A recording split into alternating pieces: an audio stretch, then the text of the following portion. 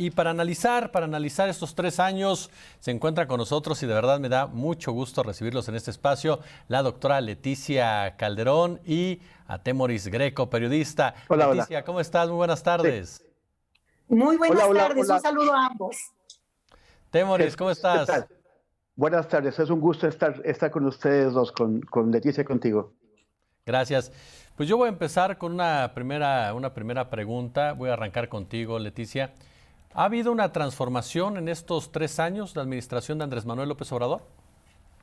Bueno, yo creo que como nunca, porque realmente, y ahorita es lo último que escuchábamos de López Obrador, es cierto que si algo ha ocurrido es que estamos discutiendo una cantidad de temas y muchos que eran lugar común, ¿eh? Un poco la leyenda urbana de la corrupción, que si cómo robaban o que si cómo devastaban incluso zonas o incluso cosas que tenían que ver con lo que ni siquiera nos imaginábamos de la manera como se hacían los fraudes, la manera de desviar recursos. Y entonces, bueno, aunque hablábamos de eso, nunca lo hablábamos, digamos, de manera abierta, con elementos, con información clara, que yo creo que eso es lo que tenemos que avanzar ahora en términos de hacer eso realmente justicia, pero a mí me parece que ese es un cambio fundamental.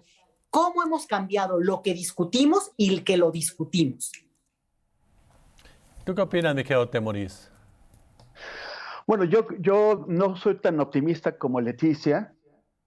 A mí me parece que sí hay muchos cambios que son importantes, pero hay otras cosas que siguen como estaban con Peña Nieto. Y incluso hay tendencias que no se han modificado. Por ejemplo, el tema, uno de los temas que yo trabajo más, que es el de la libertad de expresión y la violencia contra los periodistas.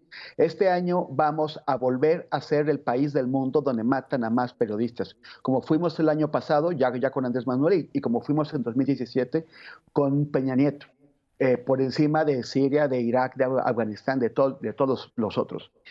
De nuevo tenemos la inseguridad absolutamente por encima y con la angustia no solamente de que no vemos cómo va a cambiar esto, cómo vamos a poder combatir si es que algún día este crecimiento de la inseguridad, de la violencia, sino que además ahora de manera abierta, como no hizo Calderón, o sea, Calderón sacó a los militares a las calles, Peña Nieto los mantuvo ahí, pero ahora ya la seguridad de la gente, la seguridad pública va a quedar, si la reforma propuesta por el presidente es aprobada, va a quedar en manos de la Secretaría de la Defensa. Entonces, y eso son solamente algunas cosas. Otro es el tema de la economía. Efectivamente, todos los que pronosticaron, los que dijeron que nos íbamos a convertir en Venezuela del Norte, que la economía de México se iba a caer, que el peso se iba a ir al fondo, pues se quedaron con las ganas, porque las variables macroeconómicas del país se han sostenido muy bien, Sí. muy bien, muy bien en los términos del Fondo Monetario Internacional, y esa es la gran ironía, porque mientras sigamos, Sí. por ejemplo, mientras sigamos teniendo una base impositiva que privilegia a los que más tienen, que privilegia a los más ricos, al ventil número uno, pues no podremos decir que hemos cambiado la ruta que marcó en los años Sí. 80 el neoliberalismo.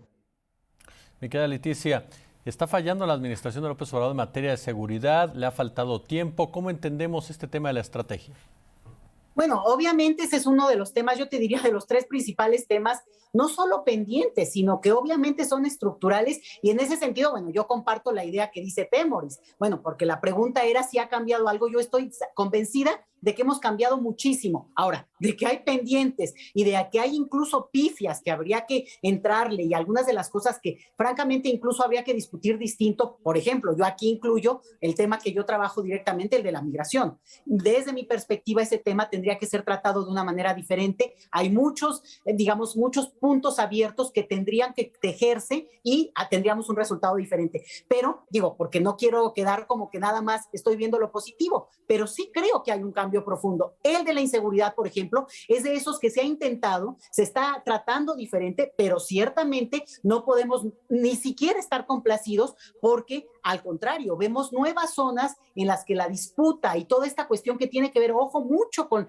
lo que es la devastación en ese tipo de zonas, por ejemplo, ahora en Zacatecas, o lo que hemos seguido de Guanajuato, o los casos muy lamentables en Guerrero, bueno, apuntan a que en estos lugares, o muchos más en el país, hay un estado de violencia o de inseguridad que tampoco podemos omitir. Pero yo creo que el cambio, sin otra vez decir que está resuelto, ni mucho menos, pero que sí hay una intención y una, digamos, acompañamiento que estamos viendo de manera diferente. Que se logre y que sea un éxito, eso está por verse. Pero, bueno, me parece que es de los puntos ese y el otro tema de la corrupción, que creo claramente es de los promesas que todavía creemos que pueden dar un resultado, pero que hay mucho que discutir al respecto. Tocabas un punto, Temoris, el tema del neoliberalismo. Escuchábamos con mucha atención a Leticia, hay expertos también que han comentado, no se ha cambiado un ápice en el tema del neoliberalismo, la política económica sigue siendo similar. ¿Es así o no se han entendido todos esos cambios que se ha llevado a cabo desde esa óptica?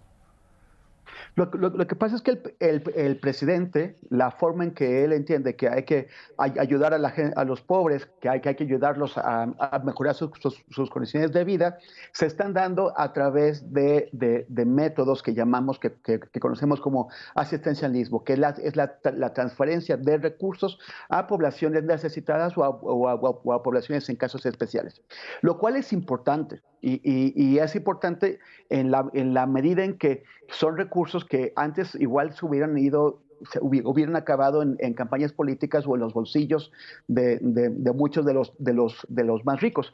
Pero por el otro lado, el asistencialismo por sí solo no cambia los sistemas económicos. El asistencialismo es un paliativo, es una cosa que de hecho si no viene acompañado de transformaciones reales del sistema económico, lo que viene a hacer es reforzar al sistema económico vigente, el prevaleciente, el que fue instalado en los años 80, porque impide que la mano de obra, la fuerza de trabajo, se muera de hambre o se vaya a la rebelión. O sea, es básicamente contención. Los pilares del sistema neoliberal están no solamente firmes, sino que no hay proyectos para tocarlos, para modificarlos. Leticia, el tema económico. ¿Hay un cambio profundo en este sentido con el neoliberalismo o se sigue replicando lo que se ha venido haciendo durante tantos sexenios? Bueno, mira, yo creo que una parte tiene que ver no solamente con el sistema económico mundial, con el que tampoco se puede romper de golpe, justamente en la idea de que esta no es obviamente una revolución en el sentido de ruptura total, pero sí me parece que hay un intento de cambiar algunas cosas que ahí es donde creo que digo, con tantita justicia, ¿no? Porque se ha hecho mucho, yo estaba así recordando a bote pronto, ¿no? El tema de enfrentar grandes poderes, el huachicol, el tema del pago de los impuestos, las facturas falsas, que esto es una cosa que todos sabemos en este país que ha ocurrido por décadas y que en ese sentido tiene que ver con una estrategia diferente, que yo no le quito ni una coma a lo que ha dicho ahora Temoris, pero que me parece que va en una ruta distinta. Por ejemplo, legitimar el poder. Y legitimar el poder no solamente en términos electorales, como se dice tan repetidas veces, de tener el poder, sino también tener esa capacidad, por ejemplo, de someter, como el Estado, digamos como la representación del Estado,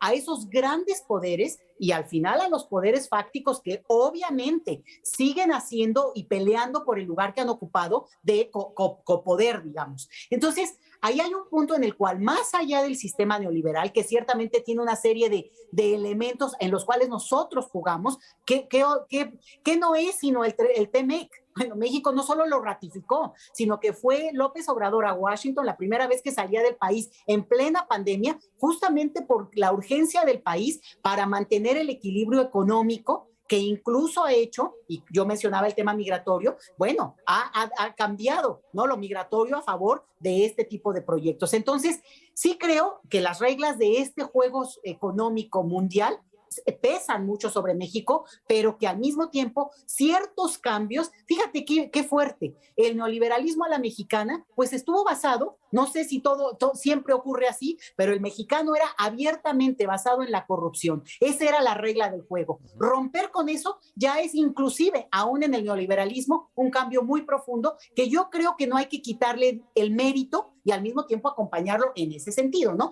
No quiere decir que no hay, obviamente, que apostar por cierto tipo de cambios.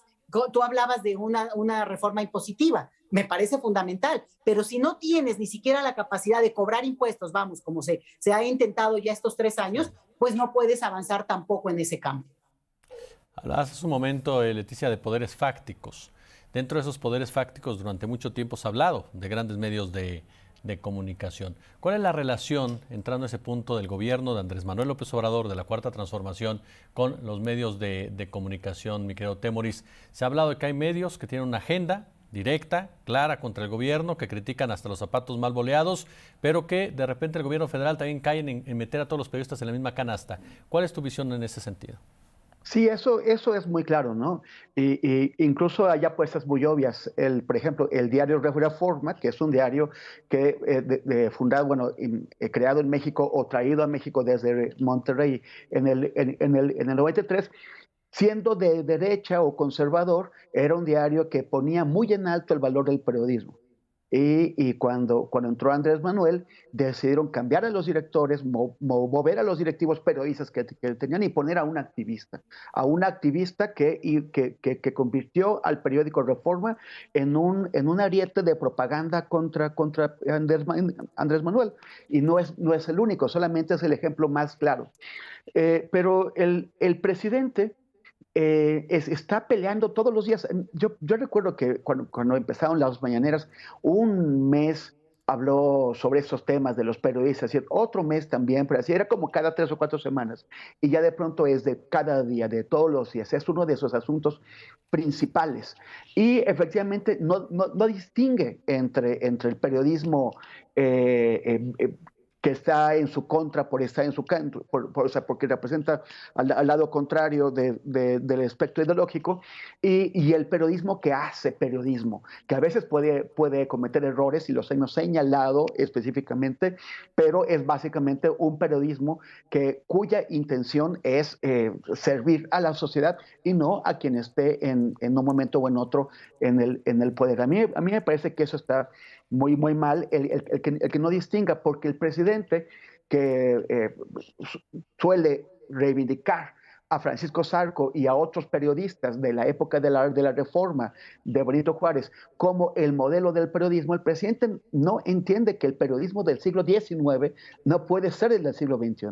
El periodismo del siglo XIX era el que usaban las facciones, los liberales, los conservadores, para promover sus puntos de vista. Era un periodismo de propaganda. El periodismo que necesita un pueblo, un país como México, es un periodismo independiente del poder, que no esté ni con un movimiento ni con otro, que esté al servicio de la gente. Le damos, por cierto, la bienvenida a todos nuestros amigos, amigas de YouTube que se suman ya a esta transmisión. Y voy contigo, Leticia. El presidente no alcanza a comprender la prensa. ¿Es justificada, su actitud ante los medios de comunicación? ¿Tú cómo lo valoras? No, yo creo que los medios de comunicación hacen justamente el papel de los contrarios al presidente, claramente, al presidente y al proyecto. Yo creo que ahí es una de las cuestiones que yo diferiría en este sentido de Temoris, porque él habla, bueno, como su expertise y su profesión que es, ¿no? Pero como quien consume noticias, como quien consume información, bueno, ciertamente ya es clarísima la línea donde están los medios corporativos y uno puede ver que ahí hay una mínima diversidad, incluso ver a los mismos que hemos visto durante mucho tiempo, pero además casi diciendo lo mismo todo el día, en donde le pongas. Y en cambio lo que también tenemos en paralelo, pues de repente se amplió el espectro justamente gracias a medios que tienen que ver con YouTube o con otras alternativas, que no creas. Yo creo que para quien busca información, información de calidad, quiero decir, es mínimo y sin embargo se abrió ese espectro. Entonces, a lo mejor ciertamente en esta cosa ya como más personalizada, más entre quienes son los profesionales y directamente el presidente está hablándoles casi con nombre y apellido y saben bien a quién le habla. Y sí, creo yo que ahí, digo, para mí es excesivo el énfasis de repente de estar hablando de algunos periodistas que ya me parecería que ya está de más hablar de eso, pero obedece incluso tal vez al tipo de mensaje que logra capturar el presidente en términos, pues ahora lo vemos, de su popularidad, pero que no le resta, o por lo menos yo creo que pasa así, en lo que tiene que ver con esta pugna, que sí es muy abierta, sí es muy digamos, sí es muy descarada en el sentido de que también tienen una agenda y así como el presidente puede ser activista en ese sentido, bueno, los medios corporativos tomaron una decisión, tomaron una editorial y eso es lo que vemos y oímos todo el tiempo. A lo mejor cambia el tono, ¿verdad? Y a lo mejor las risas incluso, pero fuera de ahí es exactamente el mismo mensaje de estar permanentemente en contra, y no tienen por qué estar a favor, yo no estoy diciendo eso, pero no hay una crítica, no hay un contrapunteo, y ahí es donde yo veo la parte interesante de cómo se ha subido en el ring un actor central en todo este tipo de procesos políticos que hemos visto en otros países, sea Brasil, sea Argentina, sea Ecuador, sea Bolivia, sea donde me digas, Estados Unidos también, donde los medios de comunicación corporativos son un actor central de lo que se puede o no se puede hacer. Hay un punto que se ha tocado mucho en torno al gobierno de Andrés Manuel López Obrador, la oposición. Siempre se ha dicho, a Batman se le tuvo que inventar el guasón, a Dios se le tuvo que inventar el diablo para que hubiera esta oposición. ¿En dónde nos encontramos en ese sentido, Temoris? ¿Falta esa oposición inteligente? ¿Andrés Manuel crea sus propios monstruos? ¿Dónde estamos? Bueno, yo nada más quisiera comentarle a Leticia que estamos en una estación de Grupo Radio Centro que entra dentro de lo que llamamos medios corporativos, o sea, es más diverso, es más, o sea, no todo es homogéneo, pero bueno, salvo esta precisión, a mí me parece que el presidente ha sido muy efectivo, muy eficaz en anular a sus rivales políticos, en desaparecerlos del mapa. No, obviamente no tocándoles un pelo, o sea, no es ese tipo, pero en la medida que concentra el discurso y el debate alrededor de él, pues todos estos rivales se quedan esperando que los pele, que los tome en cuenta. El presidente ha escogido a sus rivales, que no son los líderes de la oposición, son estos columnistas como Loret o estos medios como Reforma, El Universal, y con ellos se pelea, pero los trata como sus sparrings. O sea, a ellos son los que agarra cachetadas y mientras ignora a los otros. Recordemos que Ricardo Anaya tuvo hace unas semanas un pequeño corto de exposición pública. En el momento en que el presidente lo trajo, o sea, le empezó a hablar sobre él en las mañaneras, y eso le dio a Anaya una especie como de segundo aire, como que de pronto empezó a hablar y empezó a tener atención todo eso. Y cuando Andrés Manuel dejó de hablar de Anaya, dejamos de hablar de Anaya. Entonces, ese es un privilegio para el presidente, el poder controlar el debate público, y revela la ausencia de cuadros, la ausencia de figuras de que hay en la oposición. El hecho de que en los días anteriores hayan estado jugando con la idea de que si van a proponer a Lorenzo Córdoba o no, o sea, al árbitro electoral como candidato de la oposición, muestra el desesperado vacío que tienen en sus filas los partidos de la oposición. Leticia, te escucho. Mira, lo que pasa es que yo creo que la oposición en general, con un abanico muy amplio, igual que tiene toda la razón Temoris, que hay algunas excepciones en esos medios corporativos, y también yo creo que habría que ver, ¿no?, en qué plano y por qué hay esa diversidad, porque también eso es comercial. Pero yo creo que hay un punto en que esta oposición, en lo general, no estuvo dispuesta, no lo ha estado, a sentarse a ver qué pasó. Porque, ¿qué hubo? ¿Qué hizo que un electorado, decidiera hacer un cambio importante, pero no solo eso, que acompañe un proceso? Porque al final de cuentas, eso que hubiera sido un ejercicio de encerrón fuerte y de empezar a ver hacia dónde tendría que apuntar en términos de los cambios, te diría yo que hasta planetarios. Ahora con lo que hemos vivido con la pandemia, pues claramente los valores de lo que se tendría que hacer en términos de la desigualdad, la repartición de las vacunas, toda esta discusión tendría que hacer reflexionar también a una oposición mexicana en la cual el tema de la desigualdad pues parece que no lo comprenden, parece que no se dieron ni siquiera cuenta, que añoran regresar a un estado de cosas que francamente ni siquiera ya son deseables porque ya ni siquiera son rentables para el escenario mundial. Entonces, a mí me parece que ese ejercicio no solo no lo hicieron, sino que lo poco que hicieron, lo hicieron equivocadamente y por eso sostienen un discurso que acaba cayéndose solo.